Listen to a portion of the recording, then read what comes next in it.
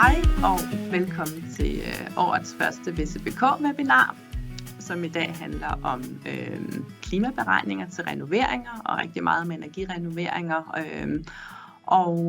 Og så selvfølgelig også en status i forhold til, hvor er vi med klimakravene. Skal jeg lige ind i mine slides, så jeg kan skifte. Så jeg lige kan få det til at virke. Der var lige lidt forsinkelse. Det er jo sådan, som man kan sige, vi kører webinaret sådan, som vi plejer at gøre. Man kan stille spørgsmål undervejs i chatten. Vi holder øje. Og så tager vi spørgsmål sådan løbende. Webinaret det bliver også optaget, og så vil det blive lagt på vores hjemmeside i løbet af en uges tid. Og vi skal også nok dele slidesen fra webinarerne, eller fra webinaret. Dem deler vi i løbet af et par dage.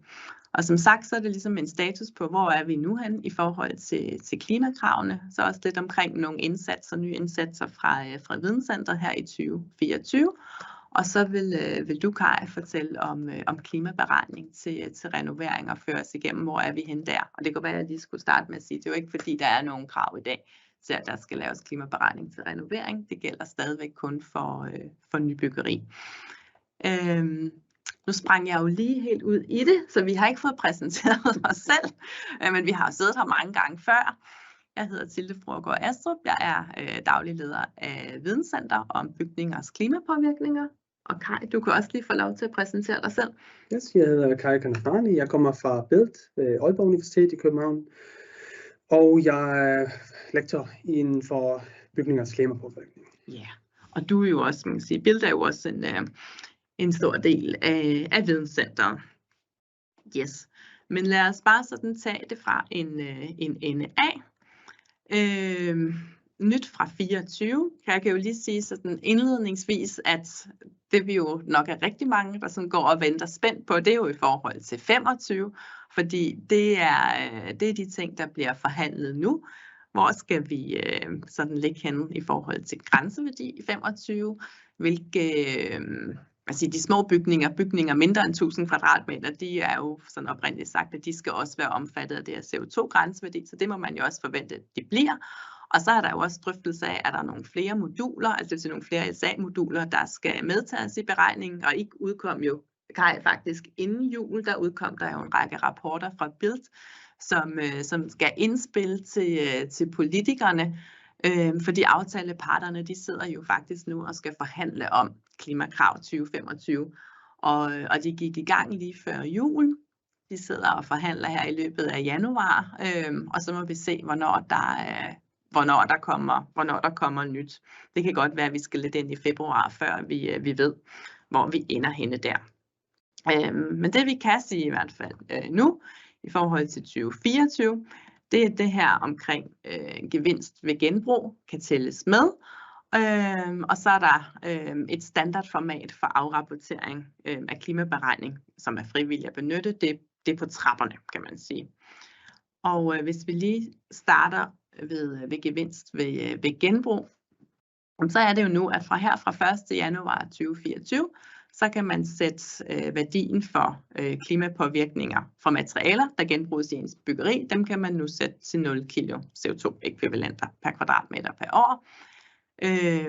Tidligere, eller det vil sige indtil nu, har det jo ikke sådan på den måde reelt været muligt at få indregnet de gevinster, der er ved, hvis man genbruger materialer, i og med at det datagrundlag, vi har til at kunne lave de her beregninger, egentlig er så begrænset, når det kommer til genbrug, så har der simpelthen ikke været nogen data, der egentlig har repræsenteret genbrug. Så det er jo derfor, man har truffet den her beslutning, at for at kunne regne en gevinst med, så sætter man fremadrettet klimapåvirkning til 0 kilo CO2-ekvivalenter. Og det gælder som sagt fra nu. Genbrug, det er blevet defineret, så det forstås som defineret i affaldsbekendtgørelsen, men i modsætning til affaldsbekendtgørelsen, så behøver materialerne ikke at være brugt til præcis samme formål, som de oprindeligt har været anvendt til. Så man kan sige, at det er en lidt videre ramme.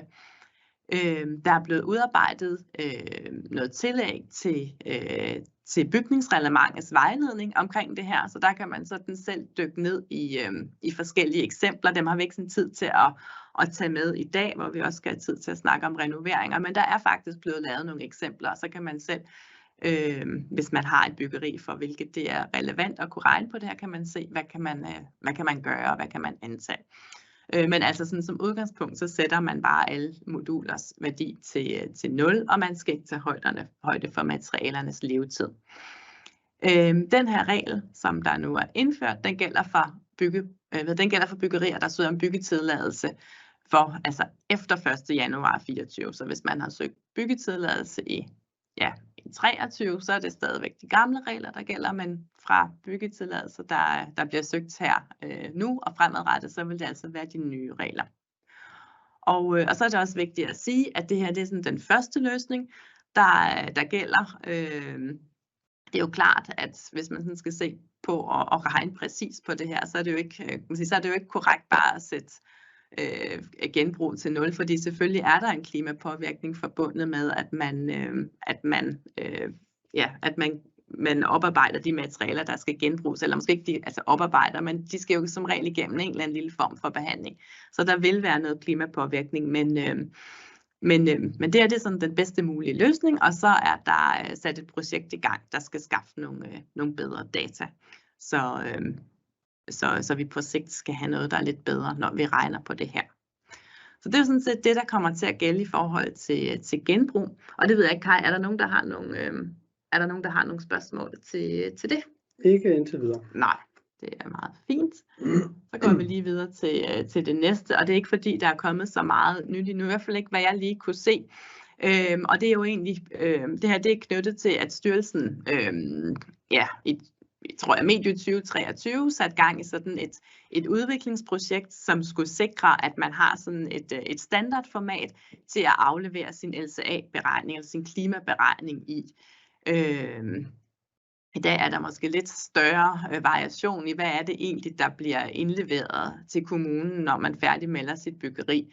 Så for at få nogle sådan mere standardiserede data, som er nemmere, hvor det gør det nemmere at samarbejde, at sammenligne på tværs, så blev der sat et arbejde i gang for at få lavet sådan et standardformat, og det har været i høring i løbet af december, og det er, så vidt jeg kan se, er det ikke sådan endelig på plads endnu, men det vil blive en del af vejledningen til bygningsreglementets paragraf 40 en gang i starten af 2024. Og jeg tror, det vil også komme til at ligge som sådan en tilføjelse til det, der hedder bilag 2, tabel 6, hvor man kan se de her ekstra kolonner og ting, der skal indrapporteres. Men altså, som sagt, det er helt frivilligt, om man vil benytte det, men jeg ved da, at styrelsen har en forhåbning om, at der er mange, der vil benytte sig af det, også fordi det vil gøre, at det vil være nemmere for kommunerne i de tilfælde, hvor de skal lave noget kontrol af de her beregninger, og se, hvad er det egentlig, der er blevet indleveret. Og på sigt også i forhold til noget digitalisering, men det er noget, der lægger noget ud i fremtiden. Men det skal vi selvfølgelig nok følge op på, når der kommer noget mere om det her. Nu var der et spørgsmål her, om der skal medregnes CO2-udslippet ved omdannelsen af materialer for genanvendelse. Altså ved genanvendelse, det er jo her, altså i forhold til den her, der nu er blevet indført omkring genbrug, der er det jo så super vigtigt at sondre imellem genbrug, det vil sige, når man bruger materialer sådan stort set, som de var. Så hvis man genbruger en dør, eller hvis man genbruger mursten til mursten, eller hvis man genbruger gulvbrædder til gulvbrædder. Altså så alle de her, kan man sige, alle de her gange, hvor man egentlig kan bruge materialerne, uden at man skal igennem en videre oparbejdning. Så hvis man til gengæld er ude i, at man har noget træ, som man oparbejder til spånplader, så er vi inde i det hedder genanvendelse, og det skal regnes på en helt anden måde. Der har man de miljøpåvirkninger, der er forbundet med at oparbejde træ til spånplader. Det skal regnes med. Så det er kun, når det drejer sig om genbrug. Men når det så drejer sig om genbrug, så regner man faktisk ikke de miljøpåvirkninger, der er forbundet med at gøre de her materialer klar til brug igen. Dem regner man ikke med. Det må man sætte til 0. Det håber jeg, det var svar nok. Yes, og ellers så kan vi endelig stille spørgsmål, så kan vi vende tilbage til det. Så var der lige et spørgsmål omkring, hvad SBST og RFBB står for. Ja, godt spørgsmål. Der er også mange forkortelser, kan jeg faktisk godt se på den her slide. SBST, det er Social- og Boligstyrelsen. Og RFBB, det er Rådet for Bæredygtig Byggeri. Så det er sådan set dem i samarbejde, der har udarbejdet den her skabelon, som man kan bruge i forhold til det at aflevere sin LCA i. Ja, jeg kan se, der er også andre forkortelser på den her slide. Der har været forskellige med, og jeg ved, at branchen har også været inviteret med til at give deres besøg med i det her. Jeps. Så lige til sidst, inden jeg giver ordet til Kai. Vi har jo en række nye ting på vej fra Videnscentret, en række forskellige ting, vi gerne vil dykke ned i her i 24. Men den jeg lige sådan vil nævne nu, det er, at vi er i gang med, eller skal i hvert fald til at udvide vores, det her vi kalder vores case-bibliotek. Og case-biblioteket, det er jo, lige nu ligger der 20 forskellige, kan man sige, klimaberegninger derinde på eksisterende byggerier, hvor man kan dykke ned og se faktisk ret mange detaljer om de her byggerier. Der ligger tegningsmateriale, der ligger der ligger billeder, og så ligger der alle de her beregninger, og så ligger der en LCA-bygfil for hver af de her 20 konkrete byggerier. Og det her, vi ved, at det har været rigtig efterspurgt. Der er mange, der benytter sig af det her bibliotek til at få noget inspiration i forhold til måske sine egne klimaberegninger, eller til at se, hvordan ligger et byggeri typisk i forhold til klimapåvirkning. Det der er med det, det er, at det er jo cases, eller det er byggerier, som er opført før de nye klimakrav, eller før klimakravene trådte i kraft. Så man kan sige, de på den måde så opfylder de her beregninger ikke den måde, man vil regne det på i dag. Og vi kunne godt tænke os at udvide det, og vi vil gerne udvide det så, at de klimaberegninger, der så kommer til at ligge derinde, at de er så udført i overensstemmelse med de her nuværende klimakrav. Og vi har fokus på mindre byggerier, og vi har fokus på byggerier, hvor der er anvendt genbrugsmaterialer, træ eller byggeri, som er opført under de her særlige forhold, som der kan jo gives noget, det er forkert at sige dispensation, for det er ikke sådan dispensation på den måde, men der er nogle særlige beregningsmåder, man så kan benytte. Så det er det, der er fokus på. Og vi har sådan annonceret forskellige steder efter cases. Vi har rakt ud sådan i forbindelse med netværksmøder og også LinkedIn på hjemmesiden. Men det er jo ikke nogen hemmelighed. Vi kunne godt tænke os nogle flere. Det er sådan set dig, der er tovholder på den del af det, Kai. Så hvis man sidder og tænker, man har et byggeri, og den klimaberegning, der skal laves, den vil være i overensstemmelse med de nuværende klimakrav. Og man kunne sagtens forestille sig, at det her, det kunne man have til at ligge på vores, altså på VCBK's hjemmeside. Så endelig skriv til vores postkasse. Så tager du fat i dem, der skriver, ikke? Er det ikke sådan der, Kai? Helt præcis. Ja. Og man skal ikke være bekymret, hvis man nu er i tvivl med den klimaberegning, og det kan der jo være mange mange grunde til med de nye krav. Så skal der selvfølgelig en gennemgang af materialet. Og så man er helt tryg ved, at det der bliver sendt ud også er i orden. Jamen ja, fordi du kigger det jo igennem, ikke? Så det der bliver lagt ud er korrekt, ikke? Og nu har jeg jo sagt det her med, at vi har fokus på, altså vores fokus er på de her mindre byggerier og de andre ting, jeg nævnte, men altså, jeg vil sige, hvis man sidder med et byggeri, og man ikke tænker, ej, det hører måske ikke lige hjemme under de her ting, men det kunne måske alligevel være interessant, så endelig kontakt os, fordi det kunne godt være, at det alligevel havde en interesse. Så det er sådan lidt en ønskeseddel, men man ved jo aldrig helt, hvad man kan få, og vi vil rigtig gerne have det udvidet. Så jeg vil sige, det skal ikke være det skal ikke afholde nogen fra at skrive til os. Ja, og det er ikke en best of, altså det handler om almindelige forskellige projekter. Ja, det er ikke... Så vi får mest ud af, vi alle sammen får mest ud af det, netop, at se, hvad der er op og ned i de her, også i variation af byggeriet. Ja, det er det, ikke? Så man skal ikke sådan sidde og tænke, vi performede ikke sådan specielt godt i det her byggeri. Det er jo sådan set bare interessant at se, hvad er det så, altså, hvad er det, der har bidraget til måske en højere klimapåvirkning lige præcis i det byggeri, fordi det er der jo også super meget god viden og læring i. Så endelig skriv, hvis I sidder derude og tænker, vi har et byggeri, som kunne høre hjemme i det her case-bibliotek. Ja, og det var vist også det, jeg lige havde sagt nu. Så altså, man kan skrive til vores postkasse info@byggeriogklima.dk, hvis man har en case, man gerne vil have med, eller i hvert fald have kigget på, så vi kan vurdere, om den kan komme med. Godt. Det var det fra mig. Nu skal vi til noget lidt andet, fordi Kai, du vil dykke lidt ned i det her omkring renoveringer. Og som sagt, så er det jo ikke fordi, at renoveringer endnu overhovedet er omfattet af nogle krav. Men det kan være, de bliver en gang. Yes. Tak. Jamen, jeg vil bruge de næste 20-30 minutter på, og gerne jeres gode spørgsmål, for at vise, hvad er det egentlig, hvor står vi henne med den her fine LCA-metode, vi bruger til klimaberegninger, og som vi har større og større erfaringer med for nybyggeri. Hvad så med renovering? Er det ikke til gavn der også? Om den er frivilligt eller obligatorisk.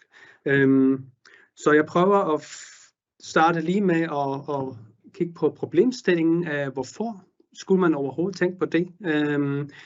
Og så går vi lige igennem nogle studier og forslag til, hvordan sådan nogle regler eller krav kunne se ud med fordele og ulemper. Og så håber jeg, vi har alle sammen, vi er oppe på samme niveau, og så er der måske nogle indspark, eller de sætter måske nogle ting i gang.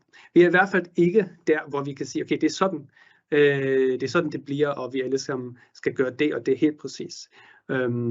Det er sådan set kernebudskabet. Det, der kendetegner bygningsmassen i sådan en klimapolitik, det er, at de allerfleste bygninger, de er bygget før der har været klimakrav. Og det betyder, at vi har sådan set et permanent højt energiforbrug af bygninger. Selvom der kommer et procent nye til hvert år, men så tager det jo lang tid for alle bygninger, hvis det kommer jo aldrig til at ske, men at det bliver sådan set det høje forbrug bliver fortyndet med nogle bedre, samtidig med at nogle bygninger selvfølgelig renoveres over tid. Så det jeg vil vise med det her er, hvor er vi henne egentlig med energiforbrug, og det er kun boliger. Man kan se, at energiforbruget er sådan set på y-aksen, og på den anden akse, der har vi forskellige tidsperioder, hvor de her boliger bliver opført. Og der kan man se for det ene, at det er faktisk ikke kun boliger. Det er sådan set helt alle bygninger, kan jeg se. Der kan man faktisk se, at jo tidligere bygninger bliver opført, jo højere generelt er energiforbruget. Og det har selvfølgelig ikke noget med den enkelte bygning at gøre, hvis man ser overordnet på det. Så med nye bygninger, så griber jo de nye energikrav, der har været introduceret med årene, og så ligger energiforbruget lavere der. Men der er jo et gap, altså mellem hvor vi er hen med ældre bygninger især, og hvis vi bruger for eksempel et målestok fra bygningsreglementet, der har vi de her 2 renoveringsklasser, som man kan bruge til at overholde energikravene i en omfattende renovering.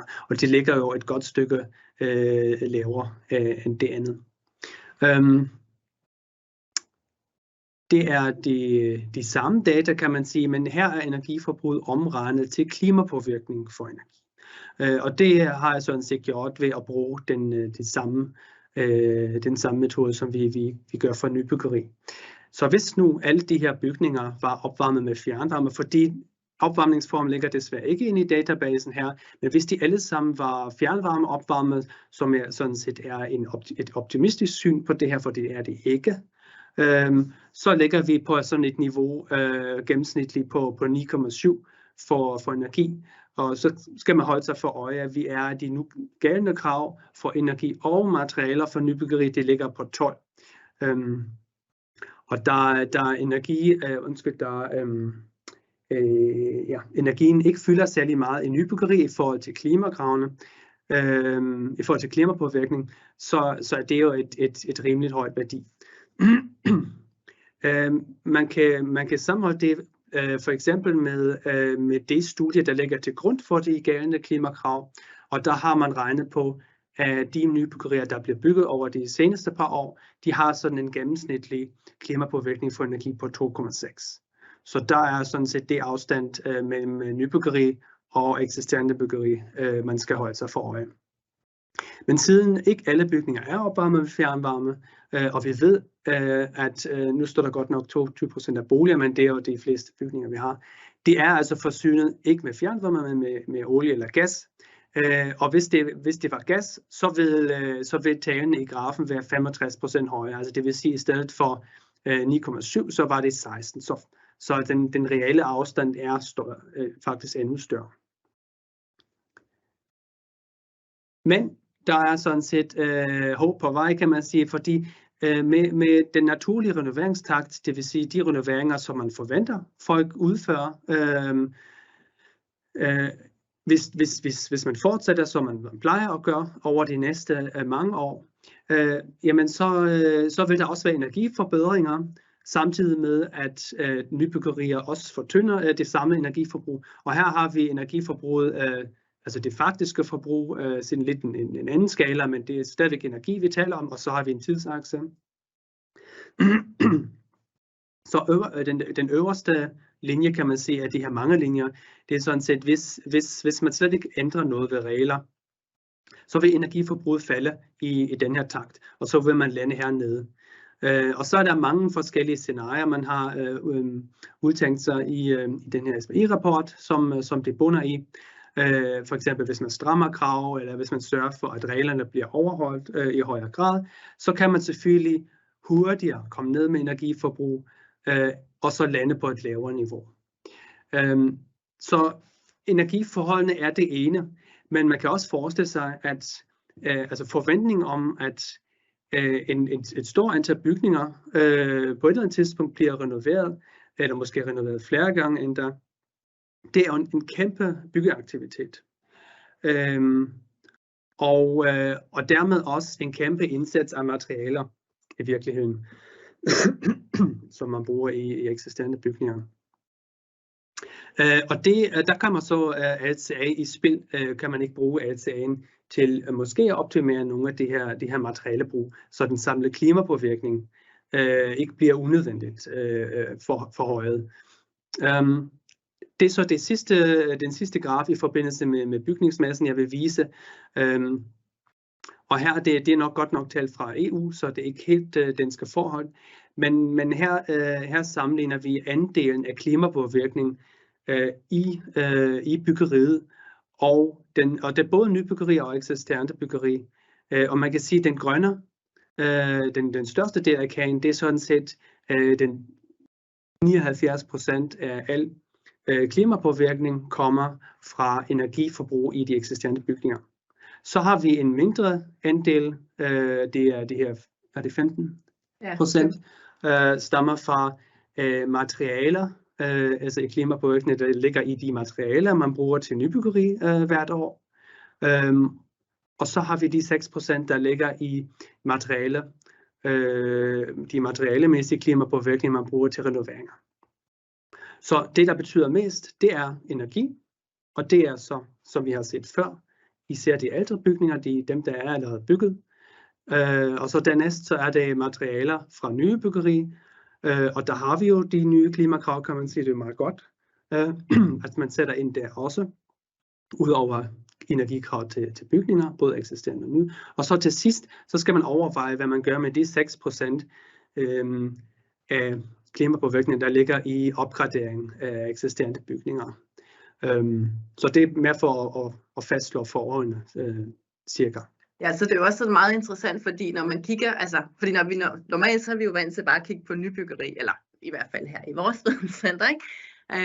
Og der kan man sige, der spiller energi jo tit ikke særlig stor rolle, vel? Der plejer vi sådan at sige, sådan 20-25% af klimapåvirkning for et byggeri, ikke? Over en 50-årig periode. Det er godt, det er noget andet, du viser her, men der er det relateret til energi og resten af materialer, ikke? Men når man sådan kigger på hele bygningsmassen, og det ved jeg også godt, som du siger, det her det er EU, ikke? Men det ser noget anderledes ud. Ja. Altså der spiller energi sådan en rimelig stor rolle stadigvæk, ikke? Præcis. Ja. Det er også det, man ser, når man regner på en eksisterende bygning, især et bygninger med højere energiforbrug, og regner på, hvad en renovering vil koste i klimapåvirkning kontra energibesparelsen. Og der spiller energi altså en afgørende rolle. Ja. Så med det her elemente, som vi har lært indtil videre, så vil det være godt, at man måske udnytter den eksisterende bygningsmasse så godt som muligt. Altså færre nybyggerier, så man ikke har det her påvirkning, eller nybyggerier med lavere klimapåvirkning, men det tager jo tid selvfølgelig at indfase. Så vi skal udnytte det, vi har, men vi skal også komme ned med energiperformancen af de eksisterende bygninger samtidig. Og når det er sagt, så skal man selvfølgelig bruge de materialer, man bruger i renoveringer. Der skal man selvfølgelig tænke sig en lille smule om, og det er det her en lille smule at tænke sig om, det mener jeg, det er vores potentiale, hvor LCA eller klimaberegninger kan komme i spil. Der er nogle initiativer, der fremmer, at man gør sig tanker omkring, hvordan kan vi bruge LCA i renoveringer også. Også i forbindelse med materialer, ikke kun energi. Og den nationale strategi, som blandt andet klimakravene og alle de indsatser her de seneste par år har været udsprunget fra. Der siger den også, at renoveringer skal ske helhedsorienteret. Det vil sige, at man ikke blindt skal energirenovere uden at tænke sig om. Men der er også noget, der hedder indeklima og værdi og holdbarhed, men også klimapåvirkning i materialer. Og så er der et politisk ønske om, at man skal prøve at finde og komme en CO2-målestok og metode for renoveringer nærmere, fordi det er der ikke endnu. Især fordi bygninger, altså eksisterende bygninger og renoveringsindgreb, de er så forskellige i omfang, størrelse og art. Så er der lige kommet en opdateret version af bygningsdirektivet, som så siver ned og skal implementeres som i bygningsreglementet her, når den er vedtaget og færdig. Og den varsler også, at der bliver sat fokus på at højne de energimæssige minimumskrav, især i bygninger med dårlig energiperformance. Og det spiller jo meget godt sammen med det behov, som vi har set på de første slides. Samtidig med, at der skal laves en ny national renoveringsstrategi. Ja, Kai, der er lige kommet et par spørgsmål. Skal vi tage dem nu? Ja. Den første, den er sådan lidt, man kan sige, den går sådan lidt ud over det, du også snakker om nu, men den er jo altid i hvert fald relevant også at snakke om sådan i LCA-sammenhæng. Selvom vores energiforbrug falder, stiger vores netto CO2-udledning, rebound-effekt. Hvordan sikrer vi, at sparede penge ikke bruges på andre udledninger? Ja, nu har jeg valgt ikke at vise det også, men det er kendt, at både eksisterende bygninger, især bygninger med god energiperformance, har erfaringsmæssigt et højere energiforbrug end det beregnet, og bygninger med højt, altså med dårlig energiperformance, dårlig isoleringsniveau, der har man faktisk typisk et lidt lavere energiforbrug, end man egentlig regner sig frem til, fordi energien koster noget, ikke? Man har indrettet sig på det.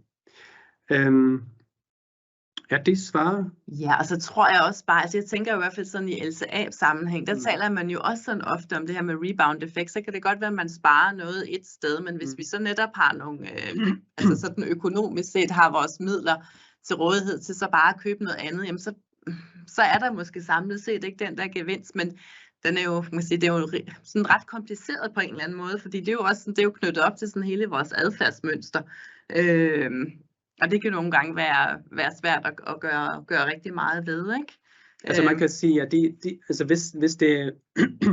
hvis det er rettet sig mod energi i sammenhæng, ja, men så kunne man selvfølgelig bruge mere retvisende tal både i nybyggeri og renovering.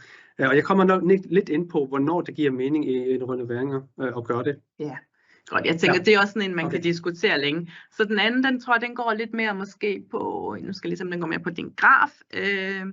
Ændres fordelingen af klimapåvirkning mellem materialer og energiforbrug sig ikke, i takt med, at energiproduktionen bliver mindre klimabelastende? Er der en prognose for det? Ja. Jeg tænker, det måske var den, du viste før, den der, eller var det lavkagen? Måske kan vi kigge på den her. Altså der kan man se de her 2,6, altså klimapåvirkningen fra nybyggeri i det første studie, som er basis for den nuværende grænseværdi. Den vil udvikle sig til under 1. Blandt andet ikke fordi bygninger er blevet mere energieffektive, den lidt nyere generation af bygninger, men især fordi der bliver anvendt i de kommende de data for energiforsyning, altså det klimaaftryk af energiforsyning, som forventes at ligge i 25, når bygningsreglementet skal revideres. Og der kan man se, at forsyning er blevet markant mindre energibelastende.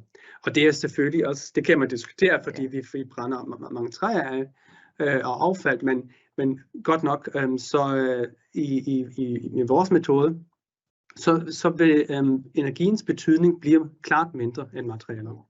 Og det er jo også den der lavkage, du havde der på et par slides længere frem. Det er jo selvfølgelig lidt det samme, ikke? Fordi man kan sige, altså der må man jo også sådan lidt forvente, at den store andel, der bliver udgjort nu af energi, man kan sige, tak med energien også bliver sådan den renere på EU-niveau, så vil den jo ændre sig, men jeg ved ikke, om vi ligefrem har, jeg ved ikke, hvor meget, hvilke sådan prognoser. Jeg tænker, det her, det må være sådan, jeg ved ikke, om det er sådan et billede på, hvordan det ser ud i 2023, eller, men det må ændre sig, ikke, over tid.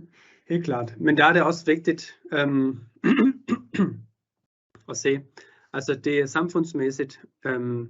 Altså her kigger vi jo på, man kan sige, det enkelte projekt kan godt have en beregning, hvor energien fylder mindre, men energiforsyning kan kun omstilles til mere vedvarende energi, omkostningslet, hvis der spares på energien i det hele taget.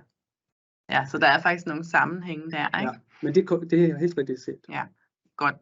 Jeg tænker bare, at du fortsætter, og så bliver endelig ved med at stille spørgsmål.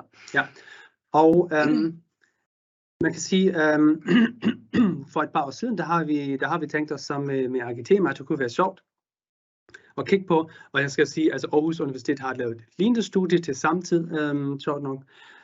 Hvad er egentlig forholdet nemlig mellem energibesparelser i renoveringer og det materialemæssige klimapåvirkninger?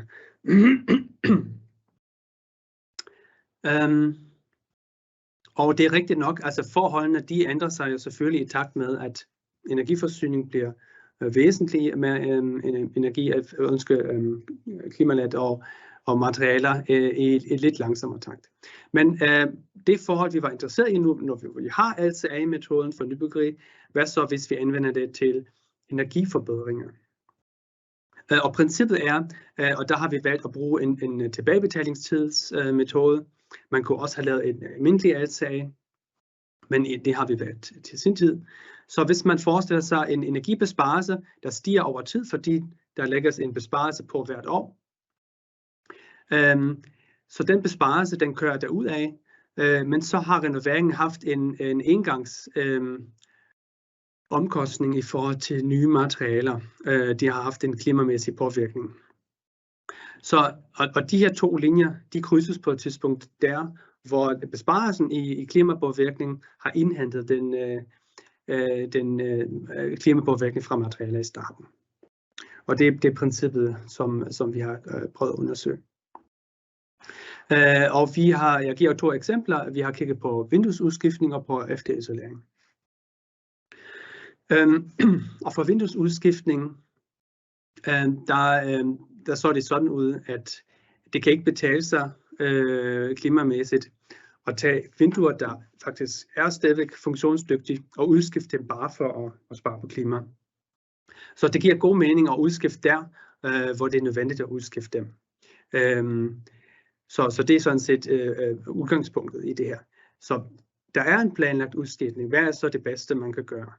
Og spørgsmålet for os var, skal vi have 2-lags eller 3-lags ruder? Der var ikke så meget om rammen, fordi det er glas. Vi har godt nok set på forskellige rammematerialer, men glassen, altså ruderne, det betyder allermest for klimaet. Så er der en mulighed for, måske for nogle af orienteringerne, der hvor der er solindstråling, og går fra 3-lags, som er jo standard, til 2-lags ruder. Fordi 2-lags ruder, de lukker også mere varme ind og lys end 3-lags ruder. Og det vi kan sådan set konkludere på er, den her beregning, det kan man ikke lave i alle vinduesudskiftningsprojekter. Som udgangspunkt, så er man godt betjent med 3-lags ruder. Men hvis man laver en grundig beregning, både af varmebidrag, det man lukker ind og det man taber, så kan man prøve at undersøge, om det for sydøst eller vest orientering, efter hvordan bygningen selvfølgelig er vendt, det måske kan betale sig klimamæssigt at bruge 2-lags ruder i stedet for 3-lags. Men der er en masse visser i det her også. Altså for det ene så er data for klimapåvirkninger af vinduer meget sporadiske, og de er egentlig ikke egnet for sådan noget fokus og detaljevurderinger. Men det har vi nu gjort og prøvet, fordi det var det der var tilgængeligt. Så det er også begrænset, hvad man kan konkludere fra det. Men man kan sige, at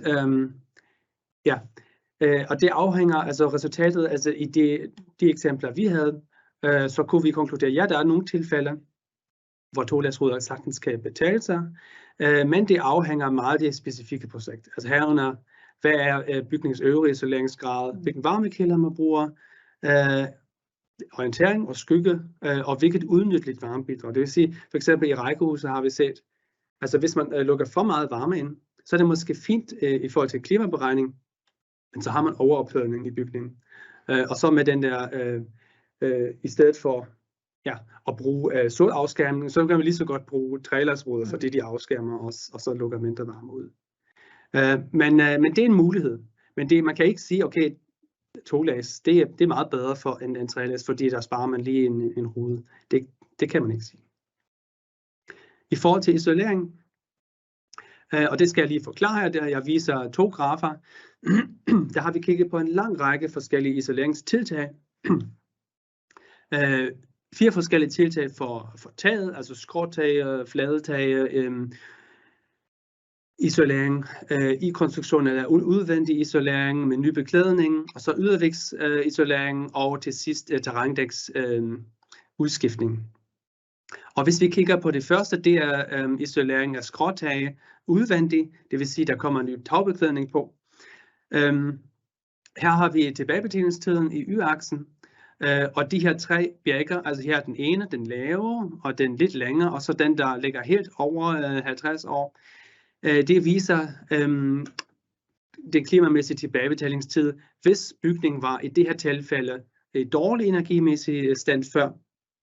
Det her var, hvis den var moderat isoleret, og den anden var, hvis den var isoleret efter bygningsreglement 77. Og det viser jo klart, og det gør det selvfølgelig også, det er også logisk, men her kan man se størrelsesforholdene. Tilbagebetalingstiden afhænger meget, hvor meget energi man kan spare. Og det betyder, hvor meget isolering var der i før. Og så er der andre tiltag, for eksempel, og det er lidt afgørende her, altså det spiller en kæmpe rolle, hvad den energimæssige tilstand er, jo dårligere, jo højere rentabilitet. Og det andet, der spiller en rolle, er, hvor meget yderligere materialer end isolering man egentlig skal bruge. Altså for tagrenovering, der var det jo en tagbelægning, og vi har også kigget på forskellige, om det er tegl eller andre, men generelt så er det typisk en højere påvirkning end isoleringsmaterialet. og det er selvfølgelig endnu højere, hvis man forestiller sig, at man laver et nyt terrændæk, et helt nyt terrændæk med beton eller et let terrændæk. Så er der meget materiale, der går i plus, så har man en hård plastisolering, som også fylder klimamæssigt. Så hvis vi tager det første eksempel og zoomer en lille smule ind, så kan man se de 3 forskellige udgangspunkter. Dårlig, moderat og rimelig isoleringsniveau før. Og de her stiplede linjer, de viser også, hvad den klimamæssige tilbagebetalingstid kun for isolering, og det er altså meget, meget lavt for dem alle sammen. Men hvis man også regner de andre materialer med, der er med, så lægger man højere, og så er det sådan set, der gør, at tilbagebetalingstiden stiger. Og det kunne selvfølgelig, der kan man konkludere på, at ja, altså hvis man vælger en beklædning, der har en lav klimapåvirkning, så er energirenovering endnu bedre.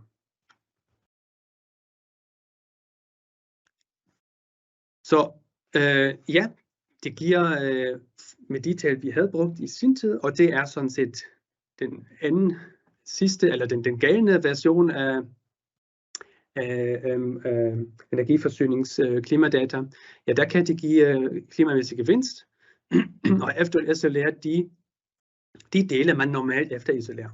Det er jo ikke sådan gængs i mange bygninger, at man udskifter terrændæk,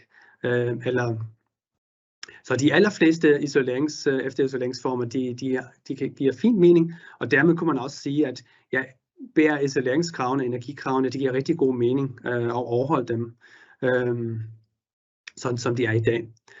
Og hvis man har rådgivningsbistand, så kan man overveje at optimere nogle af de her materialer, man bruger, og man ikke kan komme endnu længere ned end med den blotte energibesparelse. Det er jo i hvert fald nogle af de der indsigter, man får fra LCA'en, ikke? Ja. Det er det nye. Det er det nye. Der er lige kommet et spørgsmål, og vi kan bare lige tage et par stykker, fordi der er jo... jeg kan huske, du har også lige nogle flere slides til nu, Kai. Der er en, der spørger her, det er sådan lidt i forhold til den her tidsforskydning, som vi også taler om i forhold til nybyggeri, ikke? Når man ser på den klimapåvirkning, der kommer her nu, hvis man bygger, versus den, der kommer over den her 50-årige periode. Og der bliver spurgt til, om I sådan har tænkt på det i det her studie. Det tænker jeg, det må være knyttet til det her med tilbagebetalingstiden også, den her tidsforskydning. Ja, det var faktisk, det er nok ud fra de overvejelser. Jeg tror, vi har valgt tilbagebetalingstiden som målestok. Men der kan man sige, altså intuitivt, og der er også nogle forslag i strateginetværkets anbefalinger, det kommer vi tilbage til, men ikke så meget i detaljer. Ja, betyder ikke, at de påvirkninger, vi kan spare i dag, mere end dem, vi sparer på den lange bane. Og de kunne man være fristet til at sige ja.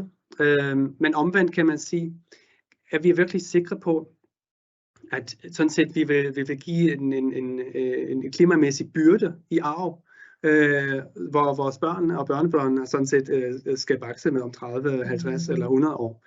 Så det er sådan set, det kan kun besvares politisk. Ja, der er ikke sådan lige noget helt klart svar på det. Men det er muligt at fokusere mere på nu end i fremtiden, blandt andet med tilbagebetalingstid, eller også med at diskontere fremtidige påvirkninger.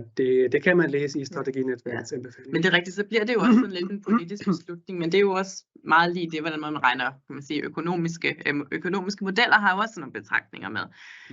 Der bliver lige spurgt til, om der er en tommelfingerregel, som man kan bruge i forhold til vinduesudskiftninger, selvom det er komplekst. Ja, det er det nemlig ikke, desværre. Altså der er ikke nogen regel, tommelfingerregel. Nej. Det handler om at vælge vinduer og pleje dem ordentligt, så de holder længe. Ja, og så ikke udskifte nogen, som det er jo også det, du sagde. Altså, hvis det ikke er sådan udtjekningsmodne, så skal man ikke udskifte. Nej.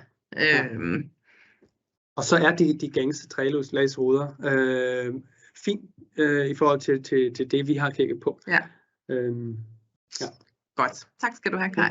Fortsæt du bare. Vi fortsætter. Og så nu kommer der strateginetværket i spil, og det er en sammenslutning af nogle aktører og vidensinstitutioner, interessegrupper omkring anbefalinger, altså diskussioner og anbefalinger til den kommende lovgivning inden for klimapåvirkning. Og der ligger nu 3 rapporter, tror jeg, inden for, der ligger flere rapporter, men inden for klimapåvirkningen sådan snævert, en om roadmappen, en om nybyggeri og en om renovering. Og jeg refererer til den om renovering, og den omhandler, hvilken metode anbefales det med den viden, vi har nu, hvis man skulle indfase de her krav for eksisterende bygninger eller for renoveringer fra 25. Og dem ramser jeg lige op, og så håber jeg, at vi kan diskutere en lille smule bagefter. Og de er blandt andet baseret på en bildrapport fra 22, som havde til opgave, og ja, sådan set den samme opgave til styrelsen, men den kom med en bredere vifte af muligheder, hvor strateginetværket sådan set har indsnævret, okay, hvis vi skulle gøre det, så er det her, vi anbefaler. Så grundlæggende, så går anbefalinger ud på til mindre byggerier. Kravene skal først og fremmest skal for større byggerier, eller større renoveringer, kan man sige. Så skal der gøres forskel mellem forskellige renoveringsdybder, og eksisterende materialers bortskaffelse efter renoveringen. Det skal udlades, det skal ikke regnes med. Det vil sige, altså man har for eksempel et trædæk, etagedæk, og i LCA, der skal man jo regne, der er en klimapåvirkning forbundet med nedrivning, og det anbefales her for eksisterende bygninger at udelade. Og til sidst, som målestok, så skal der nogle referenceværdier, altså det vil sige, ligesom, jeg ved ikke om alle kender det for de her referenceværdier for særlige bygningsforhold i nybyggeri. Hvad er så den maksimale klimapåvirkning for en given bygningsdel i en given sammenhæng? Og det skal man bruge for at vurdere, om en renovering så ligger over eller under det. Og tidsplanen er foreslået sådan, at for mindre renoveringer er der ikke noget, der skal ske i 25. For større byggerier, så for simple renoveringer, jeg tror, der har jeg glemt den ene her. Jeg skal selvfølgelig gælde det for både simple og ja, det kan jeg faktisk ikke huske. Men for større bygninger, så er der anbefalet en CO2-deklaration, det vil sige ikke grænseværdier, hvor man kun regner de nye materialer med, og bortskaffelse af materialer, man fjerner under renovering. Og i 27, så skal også mindre bygninger komme i spil med en deklaration, og det skal strammes op for større bygninger, at der skal indføres en grænseværdi. Og forskellen mellem simple og dybe renoveringer er, at for dybe renoveringer, der skal også energiforbrug i spil, mens det for simple renoveringer kun er materiale. Det kan vi sige, at det er en vinduesudskiftning. Der skal der så være en grænseværdi for, også for de klimamæssige påvirkninger her. Og er der sådan en klar skelnen mellem, hvornår er det en simpel, og hvornår er det en dyb renovering? Der er nogle forslag, hvordan man kunne gøre det, altså nogle procenter, men det er selvfølgelig svært. Yes. Men der er altså, det her er en meget forsimpling, for at give et overblik over, hvad der er på spil. Så må man endelig gerne sætte sig ind i det. Så det er forslagene for sådan en roadmap, deklarationer og grænseværdier. Og det var sådan set anbefalinger. Så kan man spørge sig. Ja, det er jo nogle forslag, der nu er blevet givet til koordineringsudvalget, og så er de bragt videre til Social- og Boligstyrelsen, som sidder det her med det her område. Hvordan kunne man udforme dem? Politikerne, ikke? Ja, hvordan kunne man, hvis man skulle? Ja, og det er sådan set en lignende proces som den nye begreb. Jeg vil dog sige, at man kan også spørge sig, fordi det er lidt en anden sag at regulere en renoveringer med, altså, fordi indgrebene kan være så forskellige. Altså nybyggeri, det er altid et stort indgreb. Renoveringer, det kan være, der skal mange kriterier til for at finde ud af, hvilke aktiviteter, der skal rammes. Man kunne spørge sig også, hvad det egentlig, vi mest har lyst til at behov for at regulere. Altså hvilke ombygninger eller renoveringer, synes vi, har en unødvendig høj klimapåvirkning. Og jeg har ikke et svar til det, men det kunne for eksempel være at det er meget hyppige ombygninger i kontorlejemål eller butikscenter, der hvor der er systematisk en stor omsætning, i modsat til et køkkenudskiftning i et enfamilieshus. Og det andet kriterie kunne være, eller diskussionspunkt, skal kommunen ind over alle de her beregninger, eller omvendt skal der kun måske stilles krav om beregninger eller grænseværdi overholdelse, der hvor der er krav om byggetilladelse. Det vil sige, når man ændrer etageareal eller ændrer anvendelse. Det er selvfølgelig langt færre ombygninger og renoveringer, men til gengæld så er der selvfølgelig greb omkring dem på en måde. Og til sidst, så er rigtig mange renoveringer, energirenoveringer blandt andet, fordi klimaskærmen, det er udsat for vind og vejr, så taget og ydervæggen, der skal gøres noget ved dem, typisk, og vinduer. Og så bliver de til energirenoveringer, fordi det er der, vi har vores isolering liggende. Men er det så smart at underkaste dem yderligere beregningskrav og grænseværdier for materialer? Og jeg har jo sagt før, ja, det kan give god mening. De giver de her ekstra besparelsesprocenter, hvis man også tænker sig om, hvilke materialer og hvor mange man bruger, udover en rigtig god energibesparelse. Men hvis de står i vejen for at opnå de energibesparelser, eller hvis de bliver sådan set, hvis der stilles spørgsmål til dem, så kan det også være en risiko. Det tror jeg hopper vi over, fordi det tror jeg, det er måske ikke vigtigt. Hvis vi den sidste lige jeg vil nævne, det er det ene er jo at optimere en renovering ved brug af LTA. Det andet er at bruge metoden til at sammenligne en eksisterende bygningsskabende. Klimamæssigt kan det betale sig for klimaet at bevare bygningen under renoveringen til et nyt formål og komme ned med energiforbruget selvfølgelig, eller skal man hellere nedrive og bygge nyt? Og selvfølgelig skal det her spørgsmål ikke afgøres alene af klimapåvirkningen. Så der er en masse forbeholdt, jeg bør ikke have opremset, men man kunne være interesseret i det. Man kan sige, det kræver selvfølgelig, og det er sådan set det er min anbefaling, at hvis man bruger LTA-metoden som beslutningsgrundlag, så skal den gøres virkelig, virkelig grundigt. Så skal der helst, apropos energi og rebound, så skal der helst regnes på, både for nybyggeri og for renoveringsscenarier, så det passer sammen, for det faktisk forventede energiforbrug. Og det kan man godt, men det er besværligt. Og for nedrivning, der har vi sådan set heller ikke data for, hvad der rent faktisk sker i affaldsbehandling og genanvendelse. Det ved du alt om, at have de her data for. Så det er lidt omstændigt, men hvis man ikke gør det, og så bruger sådan set et resultat, der tipper i forhold til fordel for nybyggeri eller renovering, så synes jeg, det er måske lidt farligt at bruge metoden, hvis den ikke udføres meget, meget grundigt. Ja. Vil du sige noget om det?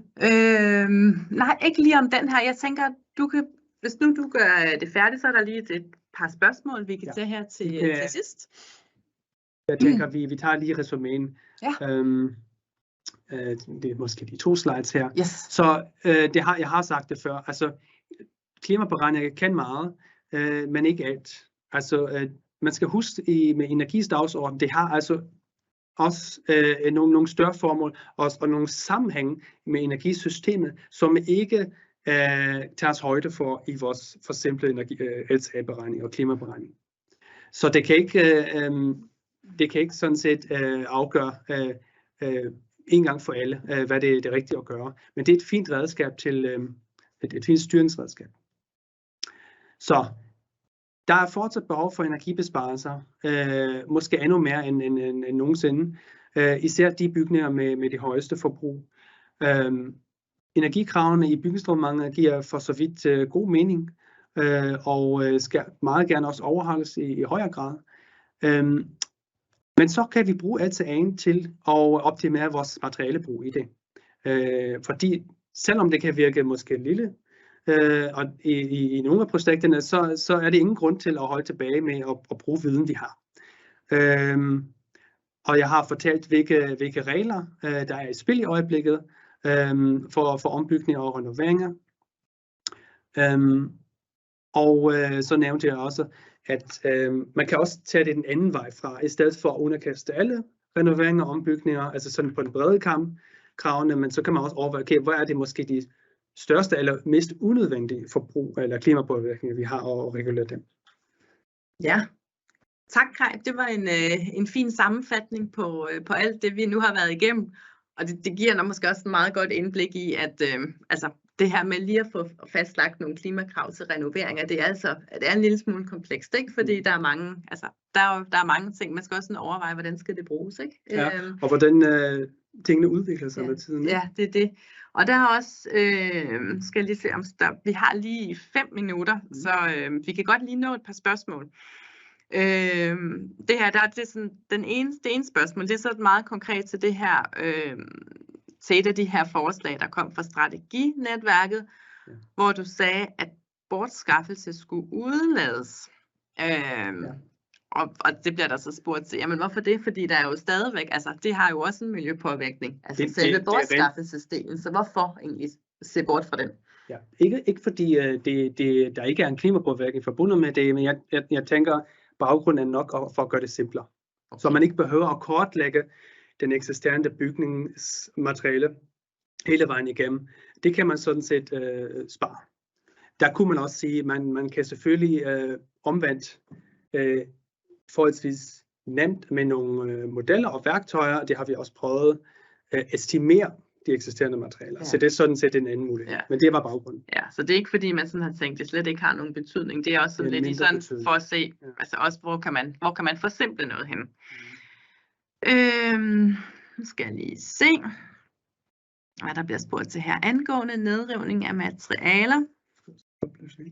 Jo, men der er nogen, dem har sådan været lidt omkring. Angående nedrivning af materialer, vi ikke komme i dybden med, findes der data på, hvad klimapåvirkning er for nedknust beton, for eksempel som anvendelse i et anlægsprojekt. Ja, den kan jeg godt svare på. Det vil sige, der findes egentlig masser af gode data på det. Det er sådan noget af det, der faktisk er blevet regnet en del på, fordi det er jo netop, altså, og det er jo nogle gange i forhold til, når man overvejer, skal man bruge nedknust beton, sådan som vi jo gør i stor stil i Danmark, hvor vi anvender det i bærelag. Hvad for en klimapåvirkning eller miljøpåvirkning har det? Versus hvis vi flytter det over og anvender det som tilslag i beton, hvordan ser det så ud? Det er noget af det, der faktisk er blevet regnet en del på. Så når jeg tænker egentlig, det er jo måske mere sådan alle de andre mange materialer, der sidder i et byggeri, hvor datamanglen måske er lidt større, og så hele sådan nedrivningsdelen. Selvom der også efterhånden er data, fordi jeg ved også, at der er mange nedrivende, som egentlig er begyndt at, sådan at monitorere, hvad er deres brændstofforbrug, og ergo den vej igennem kan man jo regne klimapåvirkning ud. Så jeg tænker, det er også noget, hvor vi begynder at få bedre og bedre data på den del også. Så kommer der ind til B6, som jo er den her driftsdel. Når B6 med de nye emissionsfaktorer bliver meget lav, så er CO2-gevinsten ved energirenoveringen tilsvarende mindre. Skal man så ikke i højere grad nu fokusere på andre fordele ved renovering? For eksempel øget boligkomfort, forsyningssikkerhed eller lignende? Ja, det er rigtigt nok. Altså, nu har jeg ikke brugt den nyeste generation af de lave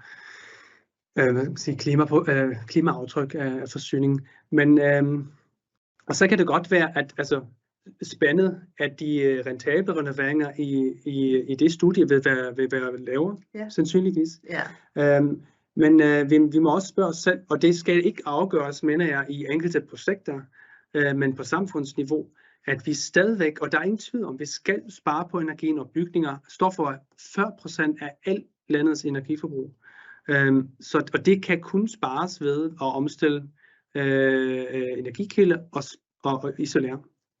Ja, fordi det er jo det, der sådan er hele humlen i det, ikke? Altså for at vi kan få vores energisystem gjort mere grønt, så har vi også behov for at reducere vores energiforbrug. Plus der er jo en stor andel fossil, altså den 50% af energiforbruget, det er stadigvæk baseret på fossile brændsler. Plus vi brænder jo rigtig meget biomasse, altså rigtig meget nye træer af, også for at holde de her emissionsfaktorer så lave. Så det kunne man, men det ligger selvfølgelig, det kan man ikke se, når man laver en LCA for en bygning, men der er masser af ting, der ligger bag. Men det er rigtigt set, og det er det, der gør det lidt indviklet. Ja, det er det, der kræver i hvert fald, der er sådan nogle, også nogle, på en eller anden måde, sådan nogle samfundsmæssige styringsredskaber også, ikke? Ja. Det sidste spørgsmål, allersidste, og så slukker vi for i dag, og det er mere end en bemærkning, tror jeg, står der, så virker energibesparelser både om vinteren og når solen ikke skinner og vinden ikke blæser. Det reducerer behovet for lagring og spidsproduktion i energisystemet. Ja, så det er vel også det, en fortaler for, at der kan give god mening at spare på energien. Ja, præcis. Man kan sige, at de energiberegninger, vi bruger for eksempel i de teoretiske beregninger, de bliver nu omstillet til timebaseret og mere dynamiske, så de er meget, meget teoretiske. Så der er meget mere i energi. Altså energidagsordenen er ikke slut endnu. Det tror jeg, det bekræfter det også. Ja. Godt. Nu er klokken blevet 11, så vi skal til at slutte herfra. Tusind tak, Kai, for at komme og fortælle dig om energi og klima og renoveringer. Og tak til alle jer, der var med og lyttede, og tak til alle jer, der stillede spørgsmål. Og som sagt, så kommer optagelsen her webinaret, det kommer på vores hjemmeside i løbet af en uges tid. Og vi skal også nok sende jer slides. Vi kan godt sende dine slides også, ikke? Ja. Yes. Så dem får I også. Så tak for nu. Tak for nu.